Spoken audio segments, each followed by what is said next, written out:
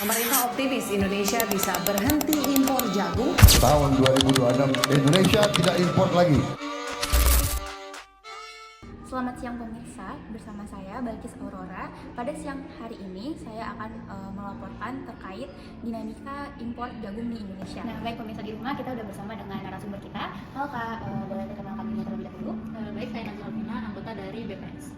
Pembahasan kita kali ini sesuai dengan judul dari laporan ini, yaitu terkait dengan dinamika pengembangan impor jagung di Indonesia selama ini. Berdasarkan data BPS sendiri nih Kak, gimana sih pengembangan ekspor impor jagung di Indonesia dari tahun 2018 sampai dengan tahun sekarang yaitu 2025? Baik, saya akan memberi data nih dari BPS yang diolah oleh Pusdatin nih. Di sini pada 2018 kita menerima impor sebanyak 1.150.000 ton jagung, dan di 2019 terjadi peningkatan sekitar 300.000 karena menjadi 1.400.000 ton. Namun pada 2020 dan 2021 terjadi penurunan banyak hampir 200.000 ton menjadi 1.200.000 ton, dan pada 2022 terjadi kenaikan sedikit menjadi 1.300.000 ton. Namun pada 2023 datanya kira-kira tetap nih Kak, dan di 2025 terjadi lonjakan drastis di mana jagungnya dapatkan impor di angka 2 juta ton. Namun pada 2025 belum ada datanya nih Kak dari BPS, saya belum bisa kasih. Nah, dari data-data impor tadi itu Kak, sebenarnya apa sih negara pemasok utama untuk impor jagung di Indonesia? Negara pemasok utamanya itu ada 4, ada Argentina, Brazil, Amerika Serikat, dan Ukraina. Namun yang paling mendominasi adalah negara Argentina, di mana di 2022 Argentina ini mengimpor 79% dari total impor jagung yang ada di Indonesia. Wah, sampai 79% loh pemirsa data impor dari negara Argentina. Nah, sebenarnya apa sih Kak kebijakan dari pemerintah sendiri untuk menyikapi kasus ini? Kalau dari pemerintah sendiri sih udah melakukan beberapa hal Kak. Seperti contohnya Bulog nih. Bulog itu ditugasin menyerap 1 juta ton jagung dari petani sebagai cadangan jagung pemerintah, dan Bulog juga harus membayar harga pembelian dengan harga 5.500 setiap kilogram jagungnya. Hal ini ditujukan untuk stabilisasi harga dan mencegah anjloknya harga saat panen raya.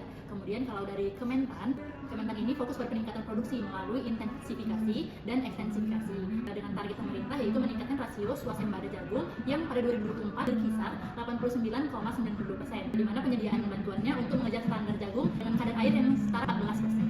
Terus Kak, kalau dari sisi pemerintahan di Kementerian Perdagangan, mereka mengatur volume impor jagung industri berdasarkan neraca kebutuhan nasional dan menyetujui impor 900.000 ton pada tahun 2025 setelah mengevaluasi pemerintahan pabrik dan mengatur izin impor agar tidak mengganggu harga para petani. Baik pemirsa, itu tadi pembahasan kita bersama dengan narasumber Kak Nazwa, yaitu staf dari BPS. Nah, kita tadi udah membahas terkait pengembangan ekspor impor jagung di Indonesia. Kemudian terkait apa sih negara pemasok utama untuk impor jagung di Indonesia. Untuk melengkapi pembahasan kita hari ini, saya sudah mengundang salah satu narasumber juga dari Kementan. Saya sudah terhubung dengan Kak Lukita.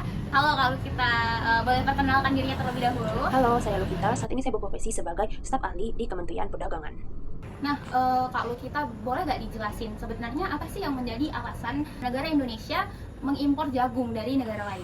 Terdapat 2 kondisi, yaitu pertama, kondisi di mana produksi jagung domestik kita itu mencukupi kebutuhan dalam negeri. Pada saat yang sama, ternyata harga jagung dunia itu lebih murah dibandingkan jagung domestik kita. Sehingga beberapa produsen, konsumen, terutama industri yang bergerak di bidang pakan ternak, lebih memilih untuk mengimpor jagung dari luar negeri. Ketika kondisi kedua ialah produksi dari jagung domestik kita ternyata itu tidak mencukupi kebutuhan dalam negeri, sehingga mau tidak mau harus melakukan impor, terutama produsen yang bergerak di bidang industri pakan ternak. Meskipun pada saat yang sama harganya itu dapat melambung tinggi.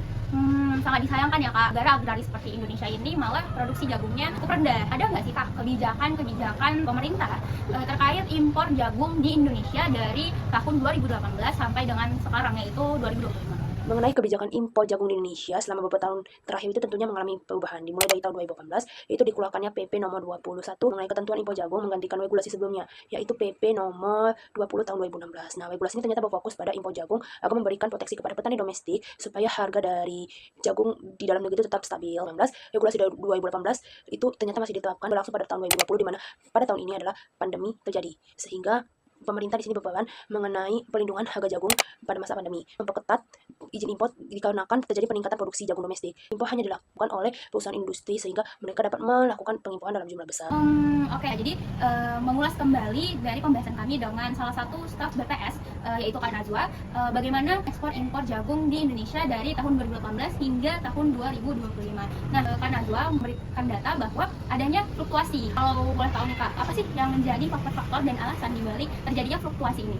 Nah, terjadi beberapa perubahan mengenai kebijakan pemerintah. Nah, terdapat faktor-faktor menyebab dari perubahan tersebut, yaitu ada cuaca atau El Nino yang terjadi pada tahun 2003. Dampaknya itu adalah potensi defisit pasokan, kenaikan harga, dan juga pertimbangan pemerintah membuka impor khusus atau darurat. Nah, faktor kedua adalah produksi dari domestik. Fluktuasi produksi itu menjadi dasar neraca pasokan permintaan. Ketika produksi naik, luas tanam dan produktivitas meningkat, kebijakan impor itu diperketat. Faktor ketiga adalah harga global dan pasar internasional. Nah, harga jagung dunia itu ternyata mempengaruhi keputusan impor. Jika harga global tinggi, impor itu menjadi mahal, sehingga pemerintah cenderung menahan impor. Yang kelima adalah politik pangan, seperti swasembada dan target pemerintah. Nah, isu ketahanan pangan itu menjadi faktor penting dalam keputusan politik. Baru keenam adalah ketidakpastian dari data produksi dan stok. Jika data itu kurang presisi ataupun kurang benar, pemerintah bisa salah saja memprediksi pasokan. Dan terakhir adalah faktor logistik dan operasional. Baik, jadi memang menarik sekali ya pembahasan kita hari ini. Mungkin pertanyaan tadi juga menjadi pembahasan terakhir terkait dinamika impor jagung di Indonesia. Sebelumnya, terima kasih Kak Lukita yang sudah meluangkan waktu untuk berbincang dengan saya dan pemirsa di rumah terkait dinamika ini. Kalau tadi kita udah berdiskusi langsung nih bareng teman-teman dari instansi terkait. Nah, kali ini di media udah dikirimin video dari salah satu dosen pertanian yang tentu saja udah ahli di bidangnya. Dan ini bakal bahas terkait dampak impor Indonesia terhadap petani dan juga petani pangan. Saya Tera Angelia, salah satu dosen dari Fakultas Pertanian di perguruan tinggi yang ada di Indonesia. Nah, di sini saya akan menyampaikan materi singkat mengenai dampak dari fenomena impor jagung di Indonesia dan kebijakan pemerintah yang dapat dilakukan untuk mengatasi hal tersebut. Yang pertama, dampaknya yaitu tekanan kompetitif pada harga lokal. Jika harga impor lebih murah dibandingkan harga domestik, maka pembeli akan memilih produk impor sehingga harga serapan jagung domestik menurun. Selanjutnya, yaitu risiko gangguan pasokan eksternal. Hal ini mempengaruhi kondisi perdagangan dalam negeri. Selanjutnya, tekanan pada pendapatan petani. Kalau harga impor masuk sama dengan ataupun kurang dari HPP, maka harga pasar akan tertekan dan petani sulit mendapatkan harga wajar. Selanjutnya, yaitu risiko jangka panjang pada produksi domestik dan kapasitas produksi, di mana tekanan yang berkepanjangan ini akan menurunkan produktivitas petani. Selanjutnya, yaitu dampak harga pakan dan inflasi pangan. Kenaikan harga pangan menekan daya beli rumah tangga dengan pendapatan rendah, sehingga terjadi ketimpangan konsumsi terutama pada konsumsi produk pangan. Untuk itu dapat dilakukan beberapa rekomendasi kebijakan. Yang pertama, memperkuat mekanisme penyerapan melalui HPP, melalui bulog atau CHP. Kemudian, proteksi impor yang terarah seperti memperlakukan kuota atau tarif musiman. Kemudian, investasi hilirisasi dan pasar lokal seperti membuat jagung menjadi produk dengan daya jual yang tinggi. Kemudian memperbaiki infrastruktur pasca panen. Sebenarnya dari pihak pemerintah sendiri sudah melakukan beberapa tindakan. Salah satunya itu akhir-akhir ini Presiden kita memberitahukan bahwa tahun 2026 akan memberhentikan kegiatan impor jagung dari luar negeri. Nah, diharapkan pada masa mendatang akan ada kebijakan-kebijakan lain yang dapat mengatasi permasalahan tersebut. Wah, nggak terasa nih kita udah ada di penghujung pembahasan terkait topik kita, yaitu dinamika impor jagung di Indonesia. Kita tadi udah diskusi bareng sama staf ahli BPS, staf ahli Kementan, dan juga kita sudah melihat video materi dari salah satu dosen